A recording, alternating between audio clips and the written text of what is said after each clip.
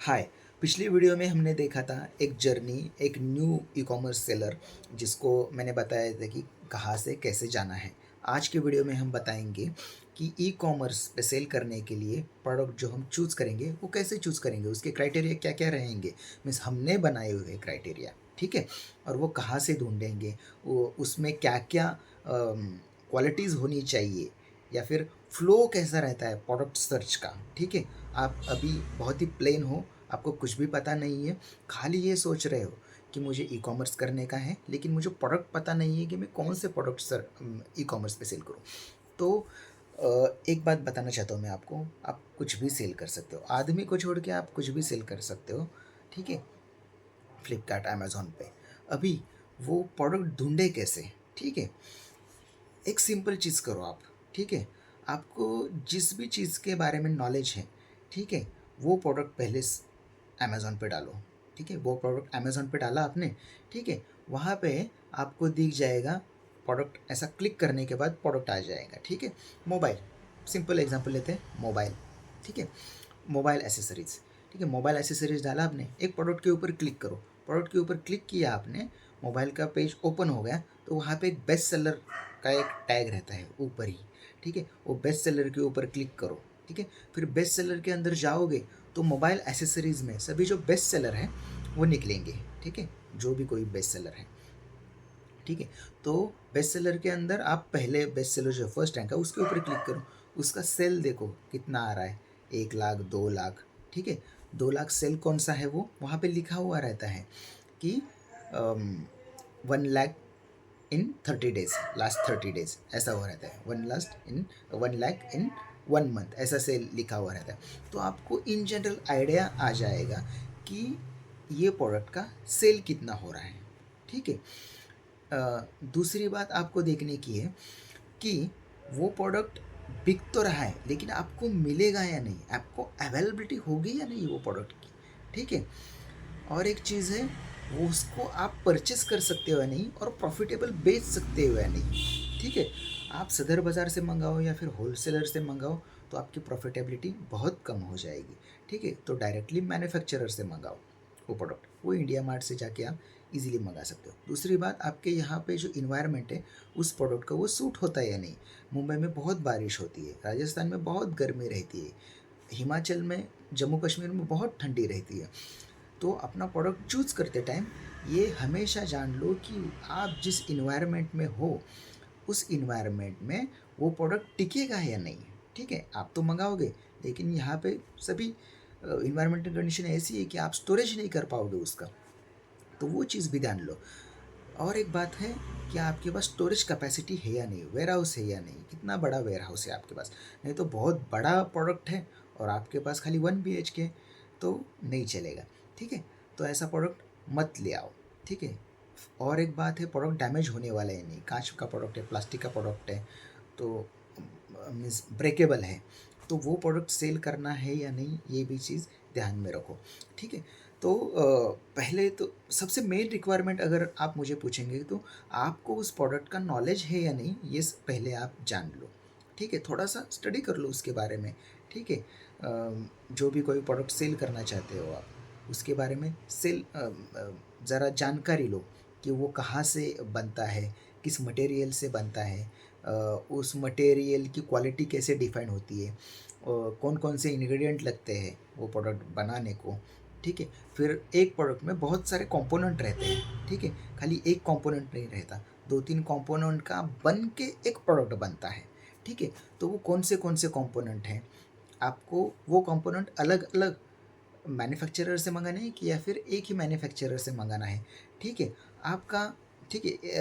अभी अमेज़न का मैंने आपको बताया कि प्रोडक्ट ऐसा होता है, बेस्ट सेलर में जाके प्रोडक्ट ढूंढने का है, फिर आपको उसका कितना सेल होता है देखने का है। सपोज़ बहुत ज़्यादा सेल हो रहा है, मीन्स ये प्रोडक्ट बिक सकता है अमेज़न पे, ऐसा आपको समझ में आएगा। फिर वो प्रोडक्ट के बारे में आप सर्च कीजिए कि वो प्रोडक्ट कहाँ से सोर्स करेंगे आप। बेस्ट वे है कि आप इंडिया मार्ट पे जाइए, गूगल पे टाइप कीजिए इंडिया मार्ट की साइट ओपन होगी और वहाँ पे डालिए आपका कोई भी प्रोडक्ट हो।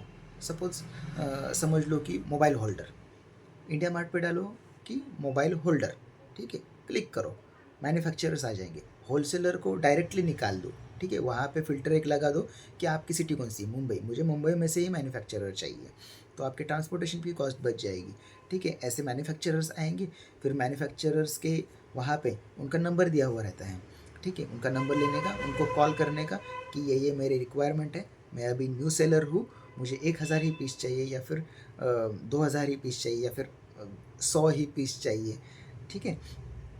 तो ऐसा बोल के उनके साथ प्राइस निगोशिएट करो और हो गया आपका काम।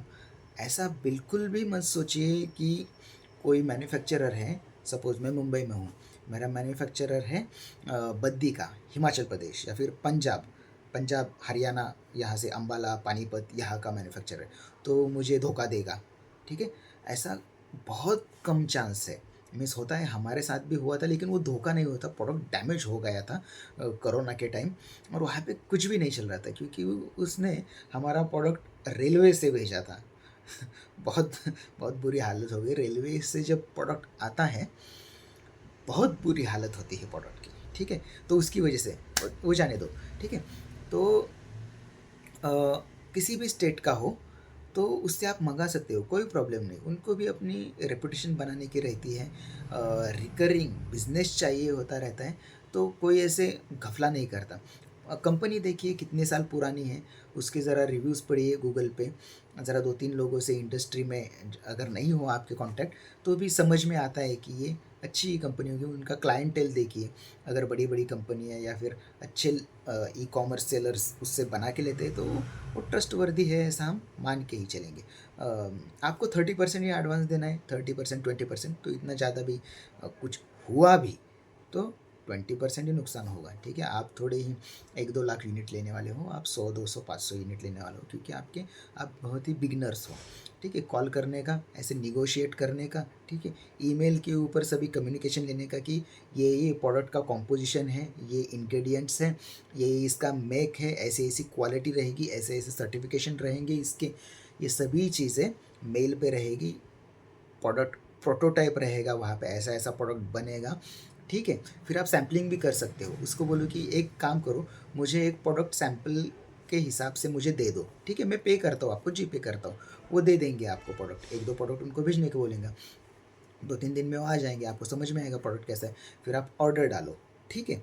ऑर्डर डालने के बाद जब आपका प्रोडक्ट का जो लेबल है उसका डिज़ाइन जो है वो फाइनल होता है, उसके बाद 30 डेज़ या फिर 45 डेज़ में आपका प्रोडक्ट आ जाएगा, फिर आपकी ऑनलाइन जर्नी स्टार्ट हो जाएगी, ठीक है। ऐसा रहेगा, ठीक है। तो इसमें हमने एक बात नहीं की थी कि आपका प्रोडक्ट है, लेकिन आप ब्रांड उसे कैसे बनाओगे, ठीक है। प्रोडक्ट का लेबल बनता है तो उसके ऊपर आपका खाली ट्रेडमार्क का नाम चिपकाने का है, बन गया ब्रांड। फिर भी आपके पास कुछ नहीं है, आप सदर बाज़ार से या फिर किसी होलसेलर से ही प्रोडक्ट उठा के लेके आने वाले हो, तो आपको ब्रांड बनाने का है आपका प्रोडक्ट, ठीक है, ठीक है। ये जान के ही चलो कि आपको आपका ब्रांड बनाने का है, ठीक है। तो क्या करो, प्रिंटर रहता है, कलर प्रिंट आउट वाले आपके शहर में होंगे, आप गांव में होंगे तो भी तालुका प्लेस में जाओ या फिर डिस्ट्रिक्ट प्लेस पे जाओ, कहीं पे जाओ, वहाँ पे प्रिंटर्स रहते हैं, ठीक है। फ्लेक्स प्रिंटर रहता है, देखो बड़े बड़े बैनर लगाते हैं, या फिर कोई प्रिंटर मिल जाएगा आपको, ठीक है। वहाँ पे जाके अपना ट्रेडमार्क प्रिंट करवाओ, ठीक है। प्रिंट जो स्टिकर रहता है, स्टिकर के ऊपर अपना ट्रेडमार्क प्रिंट करवाओ, बस। कोई भी प्रोडक्ट ले आओ, उसके ऊपर अपना स्टिकर चिपका दो, वो स्टिकर ट्रांसपेरेंट होगा तो भी चलेगा, नहीं ट्रांसपेरेंट होगा तो भी कोई प्रॉब्लम नहीं। आपका ब्रांड दिख रहा है ना, उस बने बनाए प्रोडक्ट के ऊपर अपना स्टिकर लगा दो, आपका ब्रांड बन गया, ठीक है। बहुत ही सिंपल स्टेप है, आपको ब्रांडेड ही सेल करने का है, और ब्रांडेड प्रोडक्ट खुद का ब्रांड बनाओ, बहुत ही सिंपल स्टेप है, ठीक है। समझ में आ गया, ये प्रोडक्ट की जर्नी है।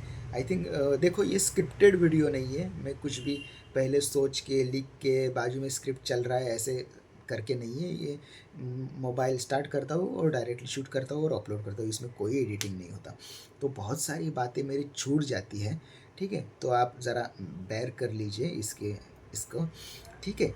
और ये नया चैनल है तो इसको सब्सक्राइब कीजिए और लाइक कीजिए, जिससे मुझे मोटिवेशन मिले, मेरा जो चैनल है और लोगों के पास जा सके, और आप भी सब्सक्राइब करेंगे तो मेरे नोटिफिकेशन आएंगे आपको और आप देख सकते हैं। नॉलेजेबल वीडियो रहेंगे, एक्सपीरियंस आदमी के आपको बातें सुनने मिलेंगी, ना कि ई कॉमर्स गुरु जो यूट्यूबर्स रहते हैं, कोर्स बेचने वाले रहते हैं, या फिर जो बिजनेस लॉस में करके बंद करके है वो ज्ञान दे रहे हैं। अभी ऐसा नहीं है, यहाँ पे हम बहुत अच्छा प्रॉफिट करते हैं और आपको भी सिखाएंगे कि कैसे करते हैं। ठीक है, ये बहुत लॉन्ग जर्नी है। ठीक है, ये 10 ही मिनट का वीडियो है, आपको बहुत जानकारी मिलेगी बाद में। ठीक है, चैनल लाइक कीजिए। ठीक, थैंक यू।